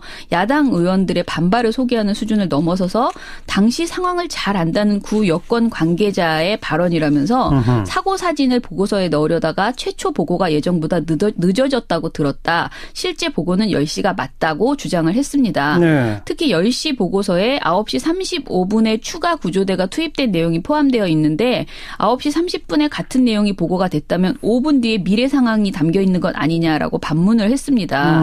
그런데 이런 반박이요. 구체적으로 정확하게 누구인지 지금 제가 계속 거듭 말씀을 드리는데 굉장히 누구인지 애매모호한 그런 그 익명의 관계자들 발언을 자꾸 인용을 한다는 것이 문제이고요. 그리고 이런 반박에 의하면 최초 보고가 9시 30분이었고 몇 개월 후에 그걸 10시로 조작했다라고 하는 청와대 발표는 거짓이라는 얘기군요. 그렇죠. 그런 거죠. 그래서 굉장히 근데 이 보고가요. 다른 데서는 전혀 이런 발언이 보도조차 되지 않았습니다. MBC만 보도를 한 내용이었습니다. 그리고 다른 방송들도 몇 건씩 보도를 했는데 여야의 어떤 뭐 정치 쟁점, 야권의 반발 이런 것 위주로 보도를 하더라. 그렇죠. 대부분이 그랬고 JTBC만 주로 이제 그 청와대가 발표한 내용을 제대로 전을 해준 다음에 공방 내용을 전했습니다. 알겠습니다. 오늘 여기까지 합시다. 수고하셨어요. 감사합니다. 미디어 포커스였습니다. 민주언론시민연합 김원경 사무처장이었어요. 시사다키 이번 한 주 순서 모두 마치겠습니다. 좋은 주말 보내시고요. 월요일 저녁 다시 인사드리죠. 안녕히 계십시오. 그래서 여소야대 전국에서 국정운영의 리더십을 어떻게 확보할 거냐가 지난 대선에서도 중요한 쟁점이었어요. 물론이죠. 그런데 지금 문재인 정부가 이런 여소야대 전국에 대한 대책은 지금 없는 게 아니냐. 네. 그러다 보니까 실질적인 야당들과의 협력 방안을 마련하지 못하고. 예. 그러니까 대통령 지지율 관리에 더 신경을 쓸 수밖에 없는 그런 상황이 아닌가. 네네. 이렇게 걱정이 됩니다. 그럼 여소야대 전국의 대책은 어떻게 했어야 옳다고 보세요? 아니면 지금이라도 어떻게 해야 옳다고 보세요? 저는 늘 말씀을 드렸는데요. 지난 대선 때 여소야대 전국에서 개혁의 동력을 확보하기 위해서는 이제 새로운 다당제 하에서 현대적인 연합 정치가 도모될 필요가 있다. 이런 말씀을 드렸어요. 네네. 적어도 자유한국당을 제외한 나머지 세력들을 과감하게 연정의 테이블로 함께하는 그런 플랜이 제시됐어야 하지 않나. 그렇다면 이제 이번 첫 번째 정기국회 때 과감한 개혁 드라이브를 할 수 있고 또 트럼프에게도 당당할 수 있지 않았겠나 하는 그런 아쉬움이 있습니다. 정의당, 국민의당, 바른정당까지 파트너로 하는 그런 협치. 저는 최대한 연대의 폭을 넓혀서 좀 과감한 추동력을 확보하는 것이 국민이 원하는 개혁에 다가가는 길이 아닌가 이렇게 생각합니다. 그런데 왜 그렇게 안 했다고 보십니까? 그건 제가 할 도리가 없죠. 또 나름대로 계획이 있을 것으로 봅니다. 문재인 정부에서 밝힌 것처럼 1년 동안 단독으로 하고 또 개헌이나 이런 제도 개선을 통해서 연정을 모색해 보겠다 이런 말씀도 저도 들었는데요. 지금 이제 민주당이 집권 여당인데 여당에게 좀 하고 싶은 얘기는 이제는 과거와 같은 양당 체제로 다시 돌아가지 않습니다. 바른정당이 다시 합칠 수도 있고 또 어떤 변화가 있을 수 있지만 그런 양상과는 달리 본질적으로 양당 체제의 회귀는 없다. 그렇기 때문에 과거의 양당 체제에 익숙한 관행 그 방식으로 정치를 하셔서는 안 되고 새로운 변화를 끌어안는 그런 적극적인 그런 연합정치에 대한 모델을 해보시라 하는 말씀을 드립니다. 방금 개헌을 언급하셨기 때문에 개헌에 대해서 정의당, 국민의당, 바른정당 등은 상당히 적극적이고 더불어민주당도 일단 대통령의 공약사항이고 하니까 긍정적인 입장인데 자유한국당 홍준표 대표가 이건 지방선거 후에 해야 한다는 식의 태도를 보였어요. 그건 어떻게 해석하십니까? 그분은 지금 그냥 무조건 억지를 부리시지 않습니까? 예를 들면 선거제도 개혁 문제도 제가 자유한국당의 수도권이나 또 TK 아닌 지역의 의원들을 만나봤는데 그분들은 굉장히 지금 선거제도 개혁에 대해서 관심이 높단 말이에요. 그래서 홍준표 대표의 말이 자유한국당 전체 의견이다 이렇게 보기는 좀 무리라고 저는 보고요. 어쨌든 이제 지금 이제 문재인 정부가 개헌과 특히 선거제도 개혁을 중심으로 새로운 협치의 가능성을 적극적으로 안내해야 된다 하는 말씀을 드립니다. 알겠고요. 어제 세월호 사고 대통령에 대한 첫 보고 시점이 몇 개월 후에 30분 뒤로 조작됐다 이런 발표가 있었지 않습니까? 이건 어떻게 해석하십니까? 참사에 대한 무능무책임을 넘어서 완전 범죄 시도라고 볼 수밖에 없지 않습니까? 그러니까 이제 저는 이번에 이제 박근혜 전 대통령에 대한 구속 연장과 관련해서 일각에서 어떤 정치적인 해량 같은 것을 이제 발했는데 그 많은 기회가 있었지만은 박근혜 대통령 스스로 차버렸다고 생각해요. 수사 때 거짓과 변명으로 일관하고 은폐 기피로 일삼고 단 한 번도 세월호 문제를 비롯해서 잘못한 일에 대해서 국민들에게 진심 어린 사과를 한 적이 없거든요. 이거야말로 국민들이 전직 대통령에 대한 최소한의 연민조차 거둬들인 이유다. 예. 저는 그렇게 생각합니다. 그래서 이번에 이제 7시간 미스테리가 7시간 반 미스테리로 됐는데 네. 이렇게 이제 국민들을 철저하게 우롱하면서도 국민들의 선처를 바랄 수는 없다. 네.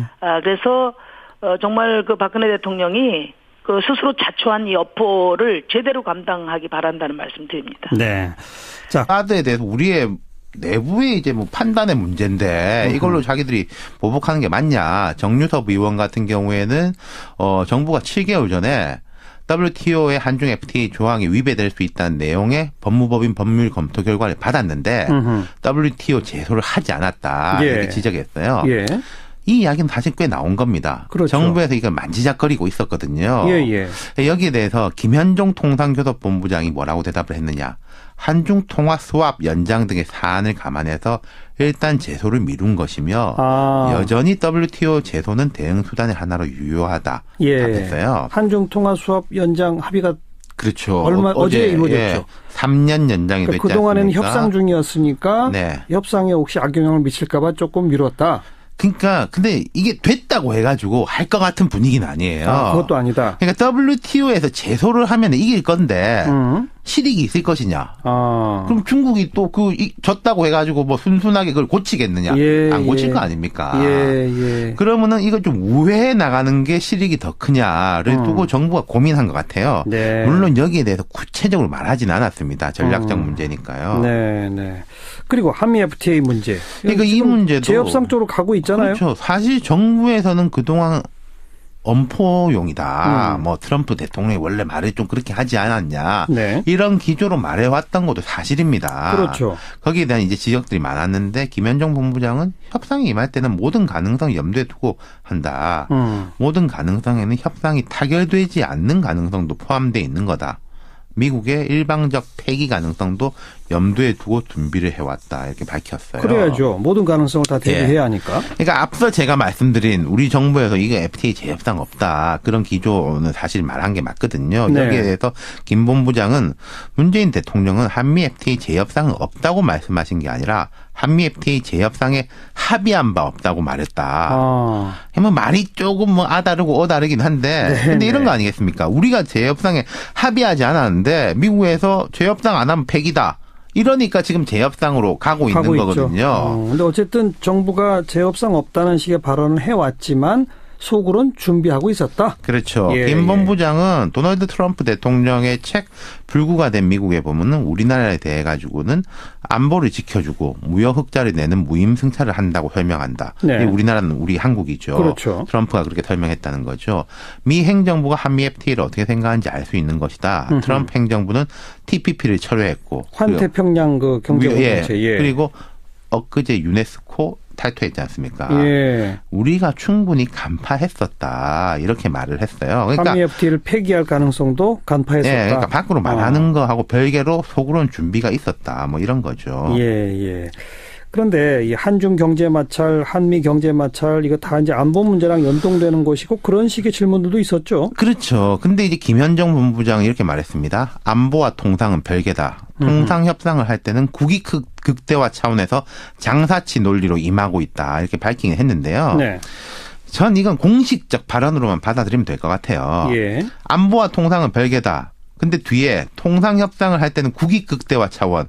그거에 다 포함되는 거겠죠. 국익에는 안보도 들어있죠. 그렇죠. 만약에 김 본부장이 안보하고 통상 연결돼 있죠라고 국회에서 말을 해버리면은 진짜로 연결이 되는 것이고 그럼 한미 FTA 재협상 과정에서 우리가 사실 한 수 접고 들어가게 되는 거니까 김 본부장은 제 생각에 끝까지 이렇게 이야기할 것 같습니다. 네. 김현종 본부장이 그 노무현 정부 당시에 한미 FTA 협상의 주역이었잖아요. 그렇죠. 이분은 참으로 복합적인 평가가 있는 사람이에요.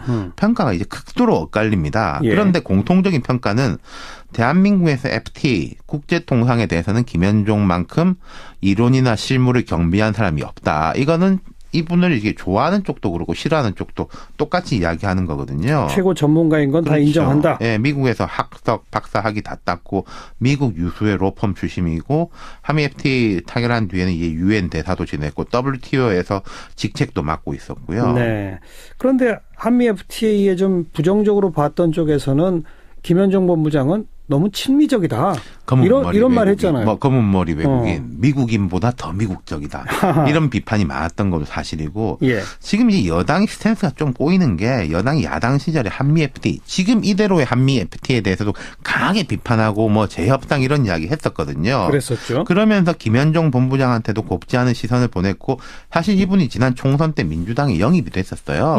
공천은 안 됐지만 그때도 말이 많았는데 그런데 미국 쪽에서는 어떻게 보느냐. 미국의 카운터 파트나 이제 뭐 무역 전문지에서는 김현종은 너무나 반미적인 터프한 인물이다. 정반대 평가. 네, 이런 평가까지 나오니까 이 사람이 이제 터프한 여러분 안녕하십니까? 정관용입니다. 박근혜 전 대통령에 대한 추가 구속영장 조금 전 발부됐습니다. 그래서 구속기간은 최대 내년 4월까지로 연장됐죠.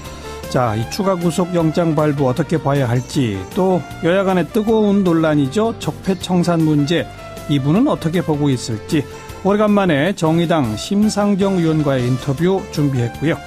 7시 5분 시작되는 2부에서는 보수 통합에 지금 급물살을 타고 있습니다. 바른정당의 상당수 의원들이 당을 뛰쳐나갈 기세인데 통합하죠. 바른정당 황영철 의원의 이야기 들어보겠고요. 추가 구속영장 발부된 박근혜 전 대통령의 재판, 앞으로의 쟁점은 무엇인지 국회 탄핵소추위원이었죠. 더불어민주당 금태섭 의원의 설명을 들어보겠습니다.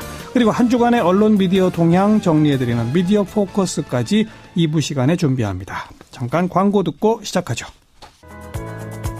박근혜 전 대통령의 구속 결국 연장됐죠. 자, 이거 어떻게 봐야 할지, 또 이번 국정감사의 핵심 쟁점이기도 한 적폐청산 문제 어떻게 보고 계신지 오래간만에 정의당의 심상정 의원을 만나보겠습니다. 심상정 의원 안녕하세요. 네, 안녕하세요. 네, 오랜만입니다. 오래간만입니다. 구속영장 추가 발부될 거라고 예상하셨죠? 그 상식에 부합하는 결정이라고 저는 봅니다. 네. 왜냐하면은 초기에 검찰 특검 수사 때부터 지금까지 박근혜 전 대통령의 태도에 조금의 변화도 없지 않습니까? 네. 거짓과 변명으로 일관하고 또 은폐, 기피를 일삼아왔기 때문에 법원이 증거인멸을 우려해서 구속 연장 결정한 것은 지극히 당연한 결정이다 이렇게 생각합니다. 네, 자유한국당은 근데 의원 전원이 불구속 상태로 재판받은 것이 옳다, 뭐 이렇게 결의까지 했던데 그건 어떻게 보세요? 이제 이분들 분명히 알아야 될 거는 국민 심판과 정치 보복을 구별해야 한다는 거예요. 네.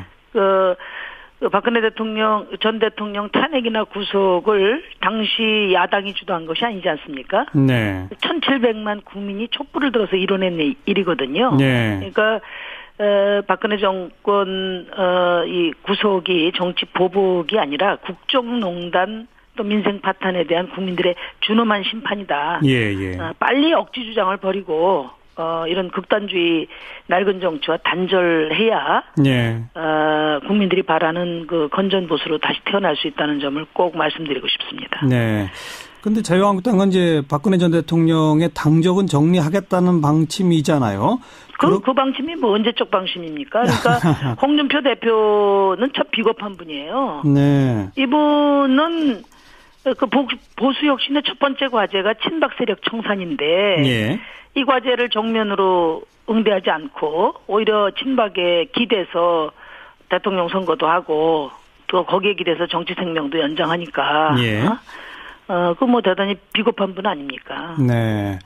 그러니까 완전히 딱 결별도 아니고 그렇다고 또 일종의 제스처는 조금 취하고 좀 어정쩡한 그런 모습도 보이죠?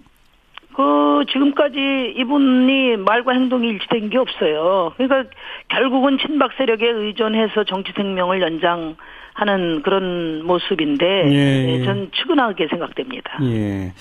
그런가 하면 뭐 자유한국당 얘기가 나온 김에 바른정당의 또 상당수 의원들은 지금 자유한국당하고 어쨌든 다시 합쳐야 된다. 그래서 이 자유한국당으로 돌아갈 태세지 않습니까? 이건 어떻게 보세요? 그러니까 이분들이 배부르고 등 따신 데서만 정치를 해봤기 때문에 지금 집 나오니 고생이다 이러고 있는 겁니다. 그런 분들은 보수 혁신을 자임할 자격이 없다고 생각해요. 지금 우리 국민들이 건전 보수 세력의 그 탄생을 얼마나 지금 고대하고 있습니까? 저는 진보지만 그러나 대한민국 정치 발전을 위해서는 저희와 같은 합리적인 진보와 그리고 또 새로운 그 건전한 보수의 그 혁신이 매우 중요하다고 생각하거든요. 그렇죠. 그런 사명을 지금 바른정당 그 의원들이 좀 분명하게 그 자임을 해주었으면 좋겠습니다. 네. 자, 그건 그렇고 적폐청산 지금 현 정부가 잘하고 있습니까? 어떻게 보세요? 문재인 정부가 뭐 뜻은 분명하다고 보는데요. 추진 성과는 좀 걱정이 됩니다. 왜냐하면은 그 지금 뭐 적폐청산이 되려면은 국회의 협력을 얻어야 되는데. 협상 전문가다 이렇게 보면 될 것 같아요. 네. 그러니까 그런 복합적인 면 때문에 이번 정부에서도 통상교섭본부장을 시킨 거 아니겠습니까? 그렇죠. 청와대 신임이 매우 두터운 것으로 알려져 있습니다. 어쨌든 한미 FTA 재협상, 미국과 무역 문제 등은 김현정 본부장이 진두지휘할 거예요. 그럼요. 근데 이제 우리 여론을 보면은 보수적인 쪽에서는 아유 이러다가 한미 FTA도 깨지면 어떡하냐. 뭐 내심 미국이 좀 양보를 하더라도 지켜야 된다 이런 것이고 진보적인 쪽에서는 이 기회에 한미 FTA 독소조항 다 고치고 뭐 진보적으로 고쳐야 된다. 안 되면 폐기하자. 이렇게 정반대 주문을 하고 있거든요. 그렇기 때문에 제 생각에는 한미 FTA 협상이 어떤 쪽으로 귀결되든지 김 본부장은 운명적으로 한쪽에서 세게 욕을 먹을 수밖에 없는 인물이에요. 어느 한쪽에선. 그렇죠. 근데 이분의 또 특성이 그런 것에 대해서 전혀 개의치 않는 인물이거든요. 욕을 할 테면 해라. 그렇죠. 나는 뭐 내 소신으로 해가지고 간다. 그래서 이분과 이제 한미 FTA 또 한중 경제 마찰에 대해서는 좀 관심 있게 보면 좋을 것 같습니다. 네. 근데 제가 볼 때는 재협상 기간도 오래 걸리고 큰 변화 있기 어려울 거예요. 그래서 우리의 내부의 또 전략 중에 하나는 좀 시간 끌기 쭉 가자. 뭐 이런 것도 하나 있는 것 같아요. 오늘 여기까지 수고하셨습니다. 감사합니다. 윤태권 실장이었습니다. 1부 마치고요. 7시 5분 2부에 다시 옵니다.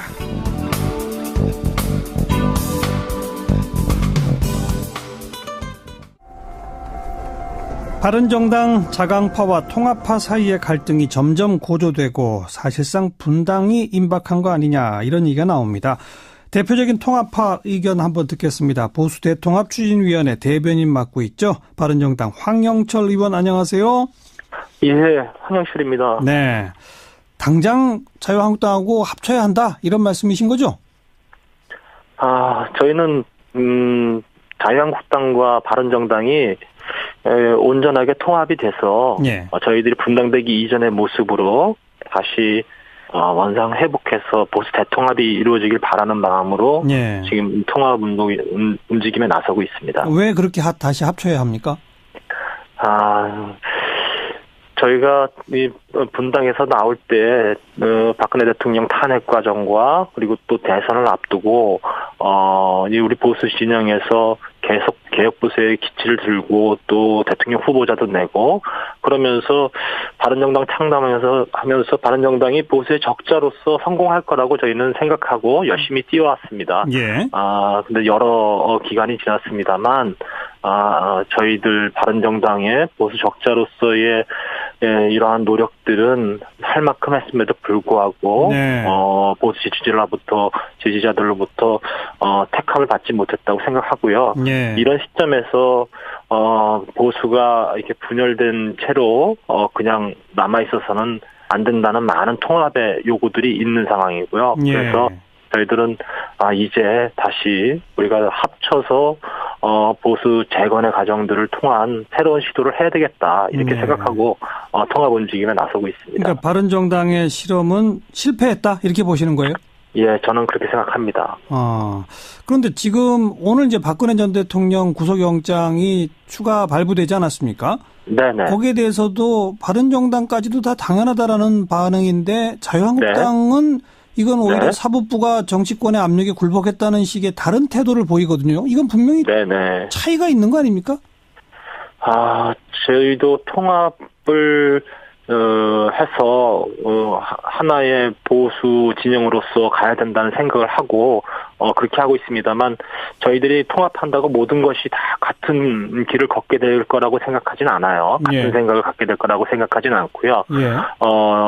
지금 자유한국당 내에서도 물론 공식적으로 당의 입장은 나왔습니다만 또 많은 부분에 있어서 생각의 결을 달리하는 부분이 있다고 저는 보고 있습니다. 그래서 그런 부분들은 통합이라는 큰 틀 속에서 움직이면서 또 다른 과제들을 좀 안게 될 거라고 보고 있습니다. 그런 측면에서 쉬운 일은 아니라고 보고 있고요.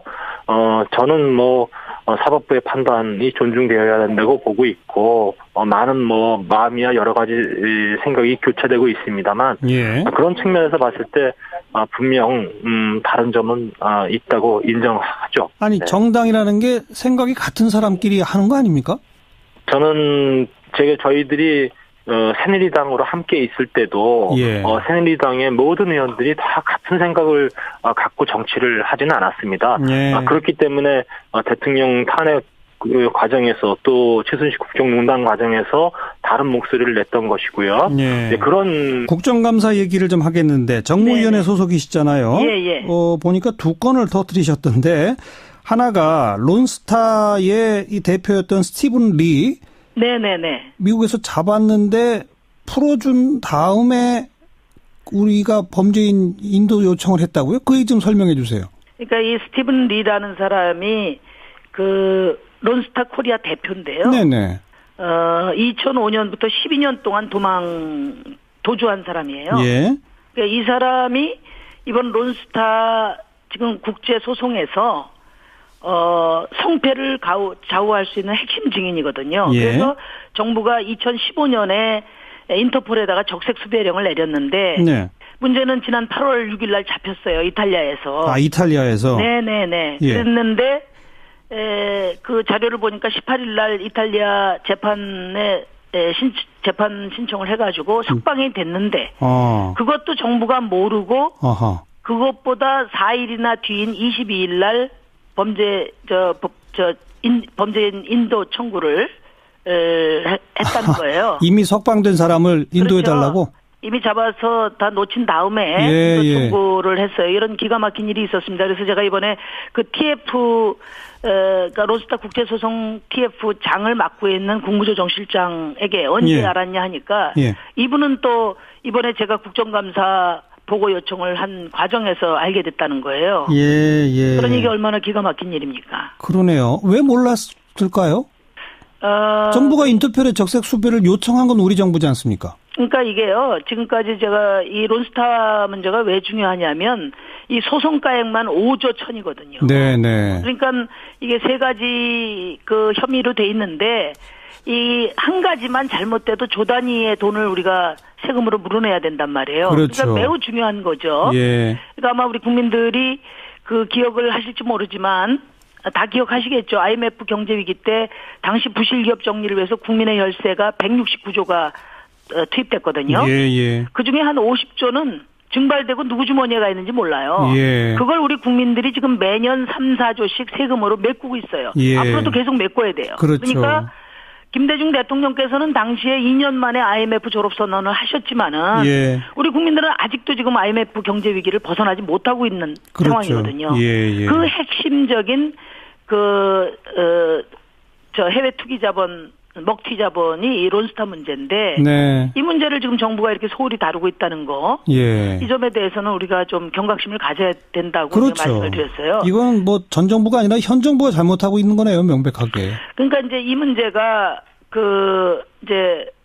이게 국제 중재 소송 중이라는 이유로 모든 정보를 국회에도 일체 밝히질 않았어요. 몇 년 동안 제가 계속 이걸 점검을 하고 있는데 조금의 보고도 안 했단 말이에요. 네. 그러면 국제소송에서 이기기 위해서 정보도 밝히지 못했다면 똑바로 했어야 되는데. 그렇죠. 예. 지금 과거 정유라 때는 정유라 씨 건에는 국민들이 다 지켜보고 또 감시를 하고 있으니까 네. 특검이 적극적으로 나서서 소환을 했는데 이거는 다 봉쇄해놓고 네. 정보를 봉쇄해놓고 지금 엉망으로 하고 있는 겁니다. 자기들끼리도 비밀이 되다 보니까 이렇게 놓친 거로군요. 네. 네. 자, 또 한 건 하신 게 CJ에서 아주 조그만 규모의 보험 대리점 알고 보니까 뭐 손경식 회장의 친인척 두 곳에다가 2천억대 보험을 계약을 몰아줬다? 그거 좀 짧게 한 말씀만 해주세요. 그러니까 이제 일감 몰아주기가 그동안에 큰 문제가 됐지 않습니까? 네. 근데 일감 몰아주기에 대해서 많은 제도적인 개선이 있었는데 예. 이 재벌들의 일감 몰아주기가 뛰는 놈이 나는 놈이라고 예. 새로운 유형으로 계속 발전하는 겁니다. 보험 몰아주기로? 예, 그러니까 CJ가 삼성화재에 한 2천억, 2,300억 정도 몰아주었는데 네. 그 중간에 예. 아무 실질적인 역할도 없는 보험 대리점을 한 2개 띄워서 가지고 그 수수료를 얼마 챙긴 거예요? 한 200억 생겼죠. 알겠습니다. 알겠습니다. 여기까지만 내는 겁니다. 여기까지 말씀드릴게요. 정말 신종 수법이 동원됐다 이 말씀이군요. 고맙습니다. 네, 감사합니다. 정의당의 심상정 의원이었습니다. 윤태권 실장 어서 오십시오. 네, 안녕하세요. 오늘 국감에서 FTA 문제 주로 다루셨죠? 예, 산업통상자원부 국감에서 주로 그랬어요. 예. 통상교섭본부에 대해 질의가 집중되는데 이슈는 두 가지입니다. 사드 관련해서 중국하고 우리 경제 마찰이 있잖아요. 예. 그리고 한미 FTA, 또 재협상 수순이지 않습니까? 예, 이 두 가지. 예. 둘 다 뭐 안보 문제랑 관련되는 거고요. 그렇죠. 예. 일단 이제 중국 먼저 말씀드리자면은 의원들은 주로 왜 좀 중국이 강하게 대처하지 않느냐 우리가. WTO 제소 이런 그렇죠. 거. 예. 뭐